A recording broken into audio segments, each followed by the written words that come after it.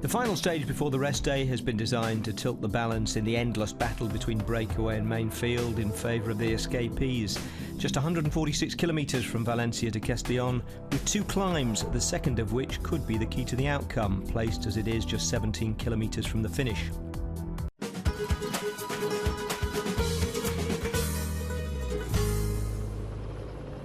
So small gaps at the front of the chase then, as the leaders pass under 9 kilometres to go, and their advantage, well, it was up to 30 seconds, 1 kilometre back from here, so it seems like the chase is on in earnest. What do these men still have in the locker? They've come off a 7-kilometre descent, well, they're about to hit the absolutely flat run-in now. This is the worst case scenario now for the break. They've been out of sight almost that whole descent with it being quite windy, and now they're open onto this big road. Now the peloton will actually see they have a rabbit to chase, if you like, and that makes a massive difference. Elisond has been in this position before on the Vuelta, almost an impossible position for him to try and gain any advantage from. He's not the kind of rider who'll be suited to this finale if this move stays away. But that question itself, as Stammschneider leads out Koen de Kort now, 2 very important riders for Degenkolb, and probably the 2 men that he would pick to have with him in the final run-in. So things are looking very good for his team. There's Adam Hansen there just moving through for Lotto Soudal in the red, Louis Meinkes. But that group is down to, what, 30?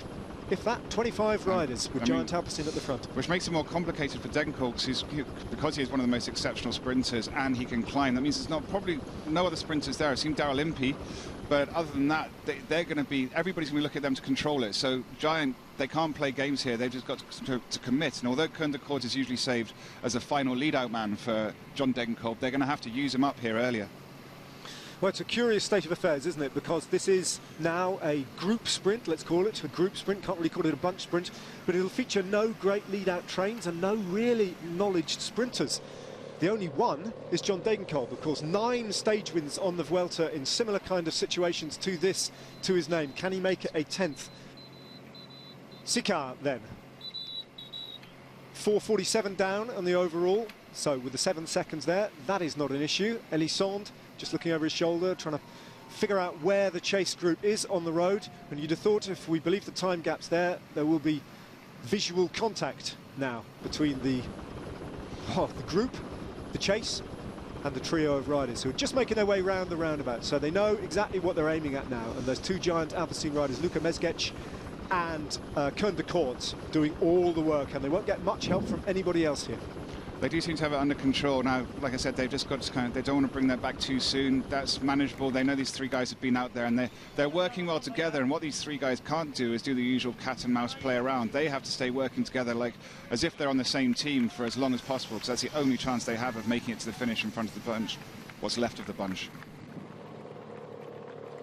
Well, we see Chris Froome, Chris Froome, and there's Nicholas Roach. He's had a busy, lively day himself with a little crash on a roundabout and a puncture shortly after that. All the favourites seem to be in that group, though. Alejandro Valverde visible there, Nairo Quintana on his wheel. Little move up the right-hand side from BMC there, who might well be riding for us. Demarchi, the BMC rider, realises that the game is up for these 3. He's sitting up, Ellie's having a little word with Elisond. Sicard, a look over the shoulder, and it's game over. That's Danny Navarro from Cofidis. Of course, Cofidis, one of the teams that you would have expected to be contesting this sprint with Nasser Bouhanni, but he came to grief just a couple of days ago, and he is one of a number of top-class sprinters not to be featuring on the Vuelta any longer. Caleb Ewan started today, would have fancied today possibly if he got over the climb, but he's found it all too much in his first Grand Tour, and at the tender age of 21, he too has climbed off. I think it's you can't underestimate just what a feat it is for a sprinter to make it over a climb like that. When we have the bunch whittled down to that degree, and yet for one of the world's fastest sprinters to make it over, I think it goes to show what an exceptional rider John Degenkolb is. Such a homogenous team, Giant Alpecin, even though they're pursuing 2 very disparate aims here, they seem to find a way of making it work. They understand the tactics and they're incredibly motivated for each other. They've always had a great team spirit since they came on the scene a few years ago. They've got a great group of guys. A little attack there on the right-hand side from Lampre Merida, but it's tracked all the way by, is that Mezgec? That's Mezgec just trying to bring things. Dumoulin up the front again. And it looks like Tom Dumoulin is going to be the lead-out guy. So we saw there, Mezgec just looks behind and Tom Dumoulin gave him the nod. And that's Dumoulin telling the motorbike to go ahead, because that gives, even if it's about 5-10 metres in front, it's going to give a drafting effect, a slipstream effect. So you don't want that when you're chasing down a rider. Indeed not. Not often that you see the leader's jersey on a Grand Tour working for a sprinter in the same team. You think of the Champs-Élysées in 2012, and you think of Bradley Wiggins in the yellow jersey and Mark Cavendish actually in the rainbow jersey of the world champion to win that sprint, but it's a rare sight indeed, isn't it? It's very rare. That's the final day. It's a big difference when it's stage 10 and you see the leader's jersey working for team. Is that Adam Hansen going, yeah, this is very similar to the tactic he did a couple of days ago. But look at just Tom Dumoulin immediately on him, doesn't even hesitate, which you can't do. If you hesitate, it's just going to make your life harder, because you're going to have to spend longer chasing them down. So in these moments, if you're covering, trying to ride a defensive race, you just have to jump on everything immediately. So 2.7 kilometres remaining, and Adam Hansen is winding up the speed here. We saw him do it 2 days ago, just this kind of thing, attacking off the front, trying to seize his opportunity, but very different set of affairs here. And he has the strongest rider at the moment of the Vuelta Espana right on his wheel and not allowing him an inch of space. Tom Dumoulin then going clear at the moment with Adam Hansen from Lotto Soudal as they pass under around about 2.3 kilometres. A little gap at the front there. Dumoulin just policing things. Hansen realises he can't do a thing about this. There's an attack on the right. Visconti goes for Movistar. And again, this time Dumoulin can't react. He won't react. So it's down to Orica Greenedge to close the gap. I think that's Cameron Meyer. I think it's Kukele. Jens Kukele just closing the gap there. They don't have Caleb Ewan to ride for, but they might well have Mitch Docker in this group, and he can sprint, as we've seen in the past as well. Tinkoff Saxo there, Rafa Majka in third wheel. That might be just a... It's Benatti in third wheel. Is it Benatti? Yeah, they're riding for Benatti. So they are going to try. He's going to try, which he should do. In the past, he's been one of the best sprinters in the peloton, but obviously that was a few years ago. But that doesn't mean it's all lost. And from a group like this, he's got a very strong chance. So no big sprinters trains, but Tinkoff Saxo have 3 riders here. As Giant Alpecin send a rider up on the right-hand side there, just trying to get involved again. And Rojas from Movistar with his bandaged left elbow there, still very prominent. 1.4 kilometres remaining now. Cofidis quite interested. I wonder if that's Julien Simon. They don't have Nasser Bouhanni to ride for, so it might be that they're playing, a lot of these teams playing their second string sprinters here on this difficult day to manage. There's a rider from MTN Quebecer involved as well. That might well be Christian Sperali if he's got over the climb, as Lotto Jumbo open it up on the right-hand side. And where are Giant Alpecin now? As Côte de Court just looking over to see where John Degenkolb is. They pass under the 1 kilometre kite, and this is where it'll get ratcheted up. Degenkolb there is in about 6th wheel. He's got Sperali on his wheel. So that is the race. Daryl Impey is doing the work there for Orica Greenedge. And then we have a rider from Ethics Quickstep involved, and that is Impey there in the white of Orica Greenedge, having to open up his sprint again and go again. Ethics Quickstep though leading things out from Lotto Soudal. That's Tosh van der Sande from Lotto Soudal on the wheel of the Ethics Quickstep rider with Sperali on his wheel. That's Rojas in 3rd place. Rojas goes. Rojas opens up his sprint. Where's Degenkolb though? Degenkolb on Sperali's wheel looking for space. Degenkolb comes to the line. It's Sperali though for MTN Quebecer who takes the win, but it's mighty close.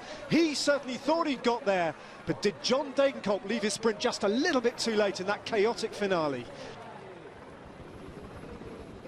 And you see here, we can't even see Degenkolb on the screen. There's, on the bottom of the screen, that's Daryl Impey and Orica Greenedge. There you have on the Movistars, Rojas in perfect position.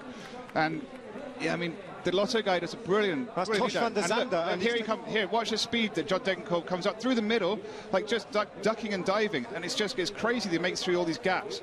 But that was the problem. He came in, just couldn't get out, had to start his sprint so late. But it's, Well, in the end, it's something like a quarter of a wheel, a third of a wheel. Sperali can celebrate. And he did, as we'll see in a minute. Here's the result. Sperali, Degenkolb, Jose Joaquin Rojas was the 1-2-3.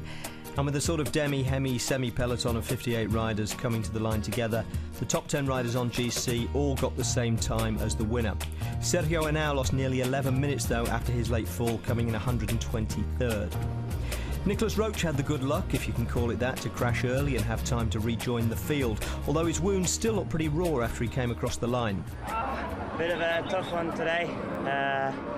We came in the roundabout and you know, on these white lines, well, it wasn't brushed and there was a lot of gravel and the front wheel went 40 km/h, so bit of another bang. That looks horrible. Yeah, I mean, it's nothing broken, so as long as I can pedal, I'll fight. Now, after Steve Cummings in the Tour, MT and Kubeka have a Vuelta stage win on their team Palmares and individually on Christian Spiraglis. Overjoyed at having apparently won the European Cup, Matt was waiting for him at the dressing room door. It's a wonderful thing for you, a wonderful thing for the team. You've beaten John Degenkolb. He was well positioned. Just tell us how you managed to get past him. I didn't pass him, I just started early the sprint because maybe he's faster than me. So I had to play my card like this, and I want to just say thanks to the team, to MT and Kubeka that support me, and this victory is important because we are trying to get 5,000 bike for the children in the rural Africa. So I think this victory is important even for this project. We are growing up with this project. It's not just about cycling, but it's about humanity and charity. So it's a double victory. So no change at the top of the standings, still a tight bunch of favourites, all within 21 seconds of each other. That's the gap from Joaquin Rodriguez in second to Chris Froome in 8th, but the gap between second and first is nearly a minute. Tom Dumoulin has succeeded Esteban Chavez as the revelation of this Vuelta so far, and the sheer brilliance of his performance has prompted the inevitable flutter of speculation about how, natural talent notwithstanding, he's managing to do it. Matt Rendell conducted his usual friendly post-stage interview and then steeled himself to change the mood.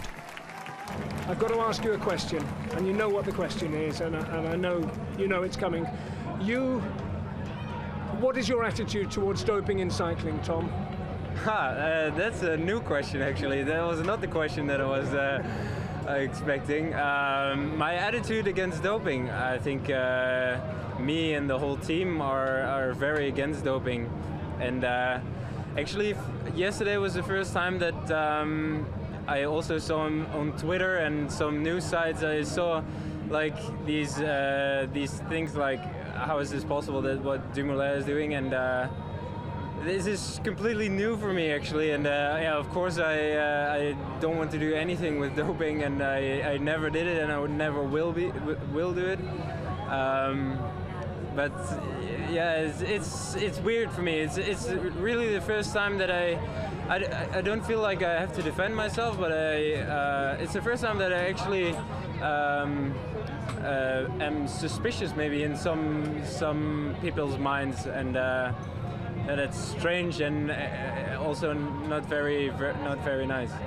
It's a shame cycling is where it is. I've had to ask the question, but that's a good answer and I appreciate it. This is a clean and credible performance from you, Tom. Yeah, of course. Yeah, I can only say I know what I do for it and I know what I did the last weeks, and that's it. And if somebody doesn't believe it, then that is their problem and not mine.